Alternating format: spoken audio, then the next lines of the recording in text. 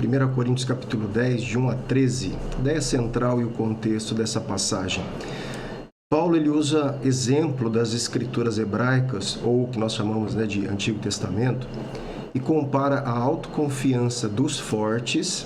Se você não sabe quem são considerados fortes aqui na carta de Paulo, precisa dar uma olhadinha no capítulo 9, capítulos anteriores, inclusive que a gente já refletiu sobre isso, tá bom?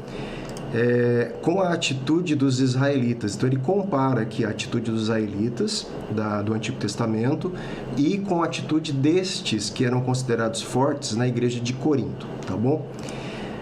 Apesar de terem experimentado a poderosa salvação de Deus, quem? Os israelitas, né? Eles experimentaram isso ali no Antigo Testamento, na travessia do mar, Paulo vai citar isso. Eles se queixaram de sua nova situação. Então, apesar de experimentar a presença de Deus na nuvem, na travessia do mar, serem iniciados numa nova vida com Deus através da lei, tudo, eles ainda assim se queixaram, tentaram a Deus, murmuraram, né? É isso que Paulo vai trabalhar. Em vez de agradecer a Deus, violaram a aliança e o puseram à prova. Seu exemplo, então isso que aconteceu com os israelitas, se torna um exemplo para a igreja de Corinto e para nós também, tá bom? Nós vamos ler isso na passagem. É uma advertência para os seguidores de Cristo que se consideram fortes o suficiente para participar de banquetes pagãos. Você lembra que Paulo já tratou isso na carta, né? Aquelas pessoas que se sentiam fortes o suficiente para comer comida pagã ali, consagrada a ídolos. Nós vimos isso em capítulos anteriores. Como os israelitas de outrora, os coríntios podem ser vencidos pela tentação. Então tem que tomar cuidado para não cair na tentação de se envolver com a idolatria e com o pecado também pagão e não só comer a comida deles. É isso que Paulo vai tratar aqui, a gente vai ler do capítulo 10, de 1 a 13. Ora, irmãos, não quero que vocês ignorem que os nossos pais, aqui os nossos pais são os antepassados deles, né, dos israelitas, na história de Israel, o que aconteceu com eles? Eles estiveram todos sob a nuvem, todos passaram pelo mar, né, pelo Mar Vermelho, e todos em Moisés foram batizados, tiveram início ali a partir da lei mosaica, tanto na nuvem como no mar. Eles passaram pela nuvem, passaram pelo mar, todos eles comeram do mesmo alimento espiritual e beberam da mesma bebida espiritual, porque bebiam de uma pedra espiritual que os seguia, e a pedra era Cristo. Gente, olha que fantástico aqui, vamos dizer, uma chave da gente interpretar algumas questões do Antigo Testamento. Jesus não tinha nascido ainda lá, mas ele era representado, chamado aqui como exemplo. Nós vamos ver isso melhor tipologicamente em algumas situações do Antigo Testamento. Uma delas é a pedra. Melhor aqui, a tradução do original é rocha. Tá bom? Nós vamos dizer por quê. Então, vocês lá no Antigo Testamento bebiam da rocha espiritual. E essa rocha, ela seguia vocês. E aqui Paulo interpreta o que aquela rocha simbolizava. Aquela rocha era, né, tipologicamente falando, o próprio Cristo. Mas Deus não se agradou da maioria deles, razão pela qual ficaram no deserto, não entraram na terra prometida, né? Ora, estas coisas se tornaram exemplos. Essa palavra grega aqui, tipos. Nós vamos ver o que significa melhor aqui a palavra tipos no grego. Essas coisas, então, que se passaram com os israelitas no deserto, na lei, de Deus protegê-los com a nuvem, com o fogo, a passagem no Mar Vermelho, o testemunho de Deus, dá a eles comida, né, o maná do céu, os corvos, a bebida, a água da rocha. Essas coisas são exemplos, são tipos para nós, a fim de que não cobicemos as coisas más como eles fizeram, como eles cobiçaram, como eles caíram no pecado.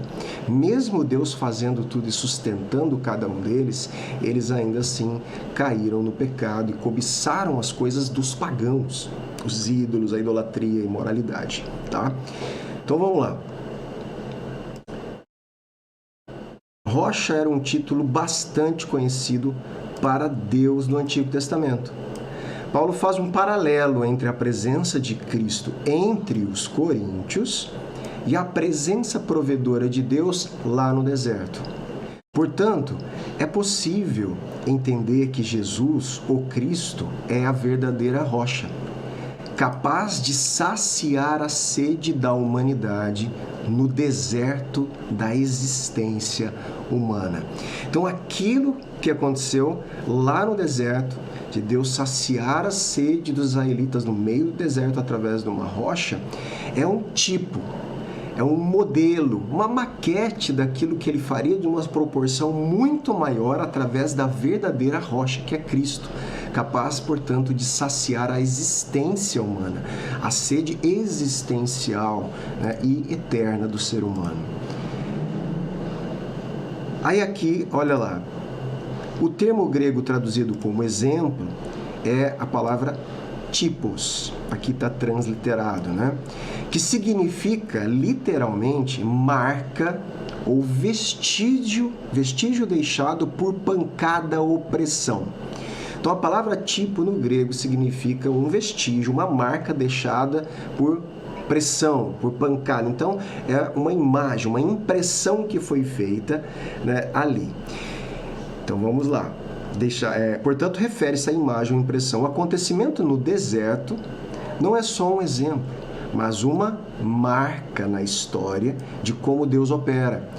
Tipifica, né? Então exemplifica, é um modelo, tipifica algo característico de Deus e do povo de Deus, né? O acontecimento salvífico nas escrituras hebraicas, o acontecimento do êxodo, deserto, terra prometida, é, portanto, um tipos, uma marca na história que representa algo ainda maior, da experiência cristã de salvação em Cristo. Os detalhes históricos são diferentes, mas o caráter de Deus e seu modo de agir são os mesmos. Deus se expressou nesses acontecimentos para que, com o propósito de que os cristãos não cometessem os mesmos erros. Ele deixou um modelo, um exemplo, uma maquete ali de como ele fez e faz as coisas, como aquele povo, né, caiu nos erros, no pecado, quebrando a aliança com Deus e dando agora, falando pra gente, olha, eles são exemplo, não sigam esse caminho. Pelo contrário, cuidado para não cair na tentação que eles caíram ali na antiga aliança. E Paulo continua então. Não sejam idólatras, como alguns deles, israelitas, conforme está escrito. Olha que interessante. O povo assentou-se para comer e beber. Até aí, talvez tudo bem. Eu sentei para comer, estava com fome, eu queria, né, estar junto com as pessoas, comendo. Mas não parou por aí. E levantou-se para se divertir. O divertir aqui entre aspas, porque essa diversão é uma diversão pagã e imoral. Então, eles não só comeram a comida dos pagãos, como eles caíram no pecado deles, na diversão imoral, na imoralidade. Por isso que Paulo imediatamente fala, e não pratiquemos imoralidade, como alguns deles o fizeram e caíram mortos. Num só dia, 23.000. Não ponhamos Cristo à prova, gente. Ele está falando agora para os coríntios. Não coloque Cristo à prova do mesmo jeito que os israelitas provaram e tentaram a Deus no deserto, como alguns deles fizeram e foram mortos pelas serpentes. Não fiquem murmurando, como alguns deles murmuraram e foram destruídos pelo exterminador. Estas coisas aconteceram com eles, com os israelitas lá no deserto, para servir de exemplo